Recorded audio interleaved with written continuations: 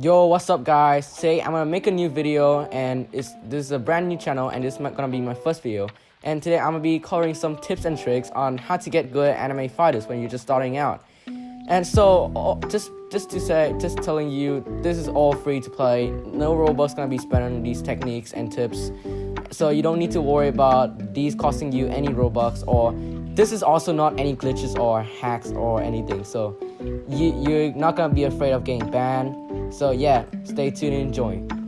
Alright guys, so now I'll be talking about the first tip, which is gonna be probably the most important one, and it's gonna be about how to deal with the rarities.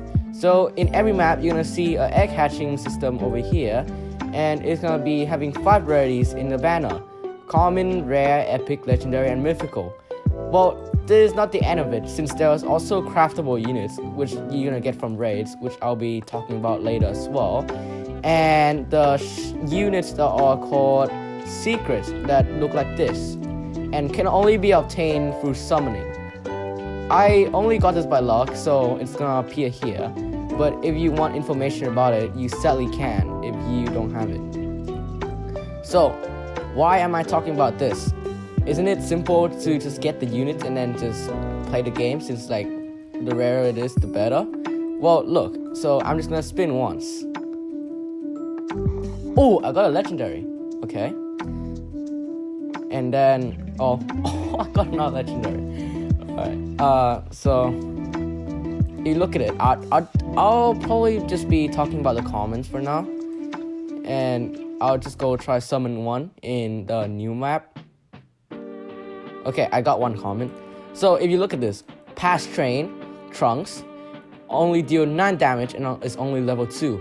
And Sassy, which is Sasuke, is level 11 and deal 24 damage. So you might be saying, oh, then that means Sassy is way better than Pass Train. Well, true, it is better, but it is not way better if you think about it. So if I go over here and make Pass Train level 11, he deals 23 damage and Sassy deals 24, which is only 1 damage off.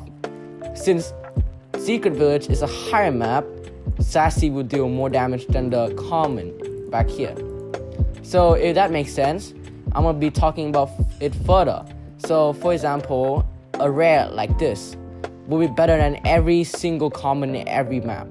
So let's for example make it level 110, which deals 2.5 million for Wilma, aka Vegeta, and go to Pub, and you can see they only deal 2 million, and this also only deal 2 million. So that means every rarity that's better will be better than every single rarity that's lower than it in every map. So basically, Penny, for example, in level 110, deals 9.9 million damage. And in Empty World, the legendary will only deal 9.3 million. So you might be saying that, well, then that means mythicals are broken then. Well, not quite, because like the more you play, it's gonna get really grindy. And if you are in Chimera Island, for example, there is no point to AFK just only on new mech, since the mythical is way too easy to get anyway, so anyone can just get it. I only recommend this for starter. Like if you're in like Orange Line or Hero Academy, then you should be AFK in New Mech or Secret Village. But I reckon you should be AFK in New Mech, since it's probably easier to get than Itaki. And if you're in Chimera Island, for example, then you should be AFK in Orange Line or Hero Academy, since Orange Line only costs about 1 billion or something around that to get the mythical, and New Mech it's only gonna take you 300k. And surely you can get the 1 billion in Chimera Island and AFK in Hero Academy or Orange Line. So here we are with tip number 2, which is gonna be codes. So codes basically give you buffs, like for example Empty World as a reference.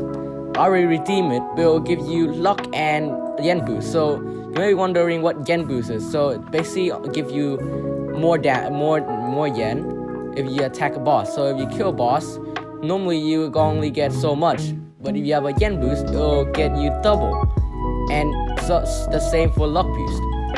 And so codes are pretty good for starter and end game. If you are struggling and trying to get some help with your grinding, I would recommend using the codes. Alright, so here we go with tip number 3. And you guys, as you guys see, I told you guys that I said that all the tips are free to play and nothing is considered like robux and stuff. But this one tip is for a robux spender who don't know what to spend robux on. And if you're only spending a little amount, I will be telling you, for example, if you're only spending to 200 to 400 robux maybe, then I would recommend you, I don't think you should buy any of this, to be honest, because they are actually really unnecessary. Because magnet, for example, you can just pick it up. I know it's a little bit annoying, but you can get used to it. Auto clicker is pretty small and it's pretty slow. Unless you're trying to AFK overnight, then you might want to use it. Sprint now. Sprint, if you don't have sprint, now I have the best map mount. And if you don't have sprint, it's gonna look something like this. So, as you can see, it's not that fast, but it's not that slow either.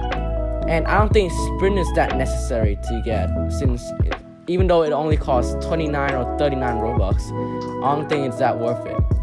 So, what do I think it's worth it then?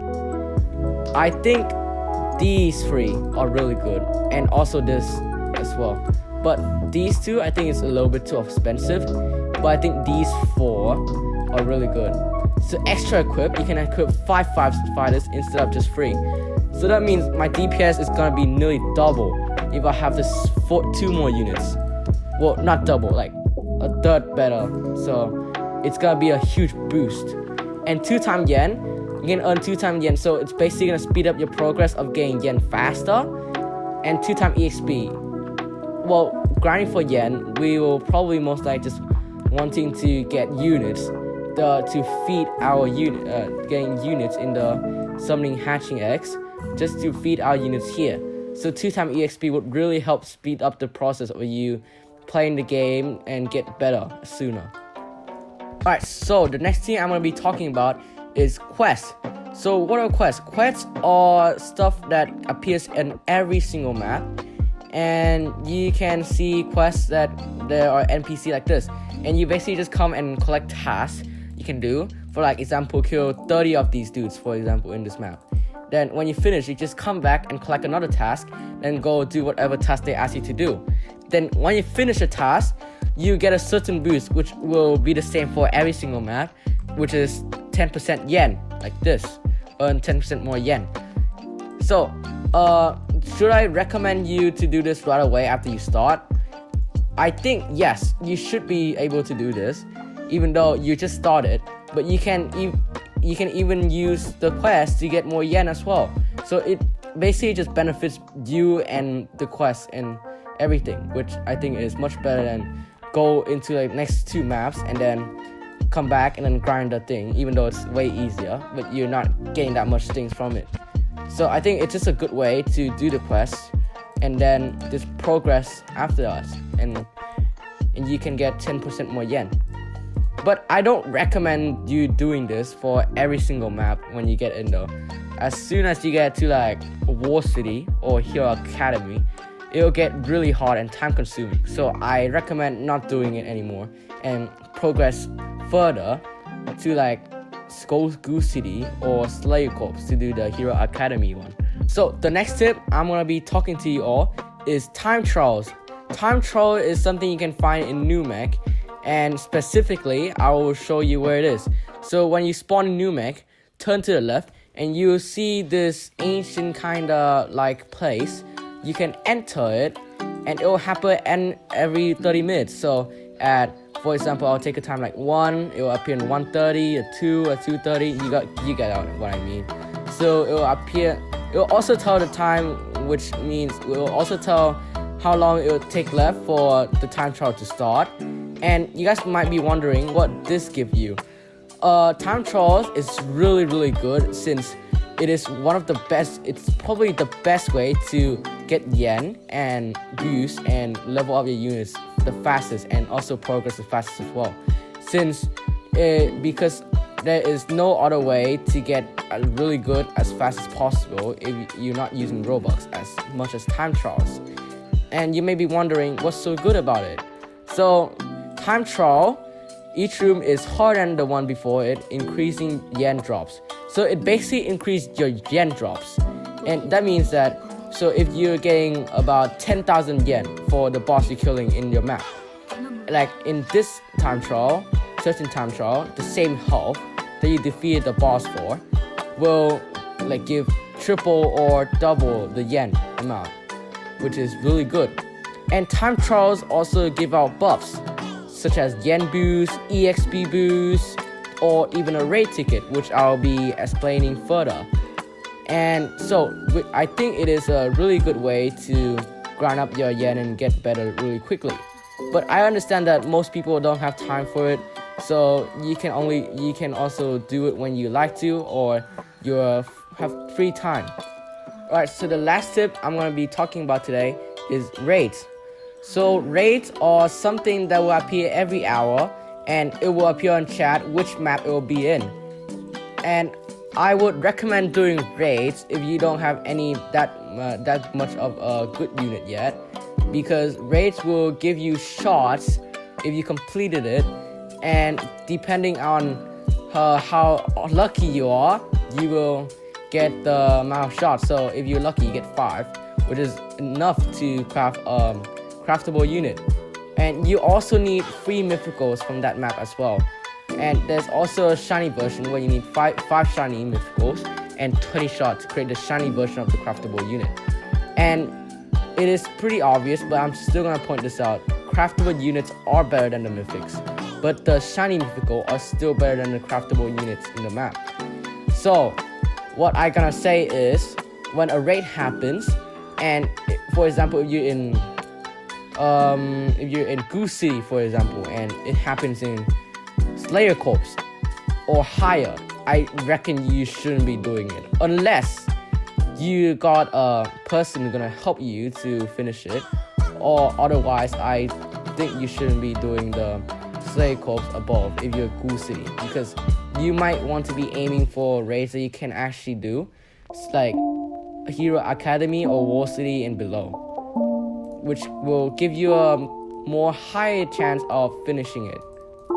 So this is the end, guys, of the video. Hope you guys enjoy it. If you guys have any suggestions for any video, please tell me down in the comments. And this is it.